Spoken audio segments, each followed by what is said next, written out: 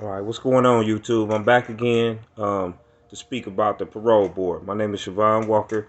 I was recently released, no less than a month ago, from Kern Valley State Prison from a 35 to life sentence under the 3 strikes after doing 23 years.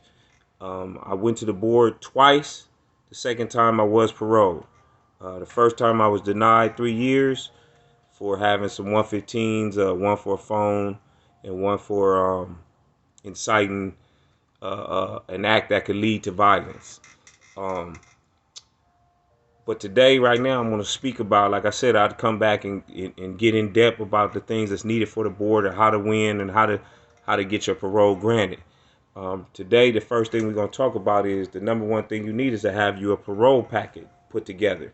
And in your parole packet, you got to have, or you should have, number one, a parole plan, relapse prevention plan, insight statement, personal growth and development, and a remorse statement.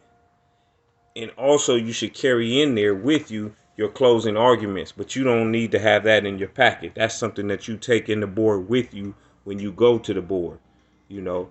And you got to be able to admit in full fledged what's going, your situation. But today we're gonna only first talk about the first thing I mentioned was your actual parole plan. Now the parole plan consists of where would you be living if they released you? Do you have unemployment? I mean, do you have some kind of employment prepared, or an option, or whether it's school, college, or whatever, or some kind of program that you plan to be entering in immediately when they release you? That's going to kind of be part of your parole plan.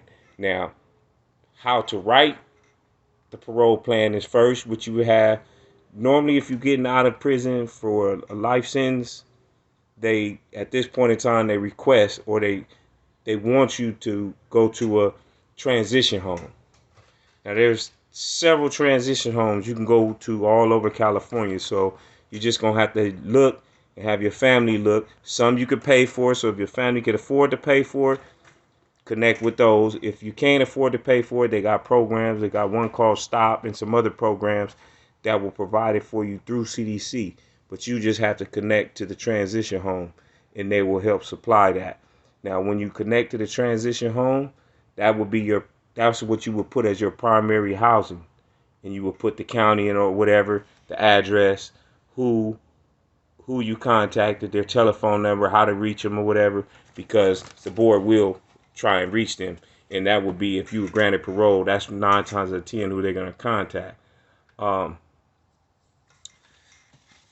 next one would be your secondary housing, which would be either some family, your wife, your girlfriend, if you got that, any of that. The next place that you could go if, for some reason, you weren't able to go to the transition home. And then that's mainly it for that. Because normally you could put 3 or as many as you want, but I would say 2 to 3 at least, as far as where you would go, where you could live. For those, I would suggest, basically, for most, even if you got somewhere to go, put that you'll be paroling transient. That's the best way to go, unless you just definitely got a great family support no matter what, and you think you'll be cool and they could pay. Because if not, if you go to some transitions home, they'll require you to pay. So, you got some that the state will provide for, but if you got that supreme family support, you're going to be paying something. So, but I would parole transient, even though you're adult, but they got so many programs and services to help you. Now, the next part of the parole plan would be concerning employment. You would put 2 or 3 places of employment, or places that you could possibly be employed. But you have to actually have contacted these employers, because the board may contact them to ask them about you. So you want these places to be legit. Don't just write any old thing. Because some dudes, I've heard some dudes just write any old thing, and you never know. Sometimes the board contacts them, sometimes they don't. So just be ready for that. And that's really it on the actual parole plan part. That's giving your housing and employment, or whether you're going to plan to go to college or whatever. If you plan to go to college, if you plan to get in some sort of program. Write that program and have them write you a letter saying, even with the transition home, have them write you a letter saying that they are willing to accept you if you were paroled. Whatever time you were paroled. If you were paroled, they're willing to accept you. So have them send you an acceptance letter, or you get the have them send the acceptance letter to the board.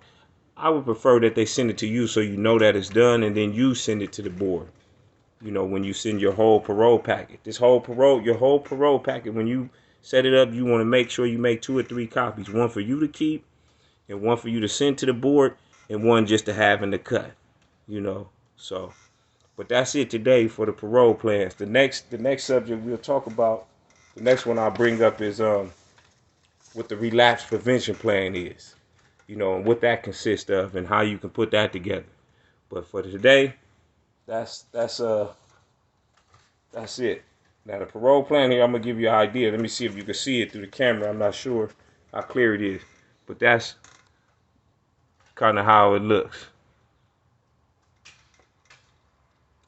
I don't know if this is coming out properly, but that's how you would look. And I wrote these out, my parole plans. I wrote it all out by hand. I didn't type it, no professional writing. You know, I just put it together and made sure it was legible. And this is how you would do. This was my letter from first phase.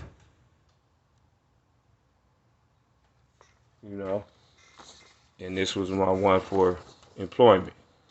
You know, just 1 to 2 things. One right. This is the first one, initial employment. This is the secondary employment. This is the third employment. And get it done like that.